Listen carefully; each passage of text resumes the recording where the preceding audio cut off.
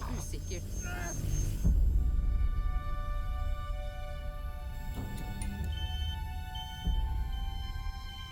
Mamma er død. Og så våknet hun igjen. Hva betyr det? Jeg vet ikke.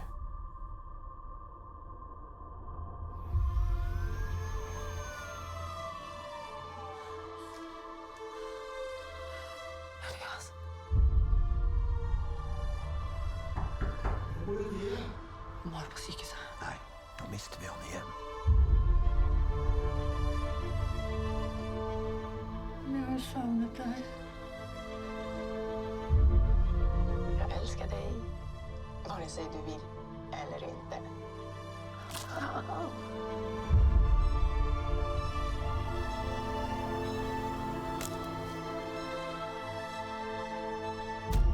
Se, mamma. Har den ikke fin? Du må ikke holde så hardt. Nå må du slippe. Ebba, slutt! Jag älskar dig, vare sig du vill eller inte.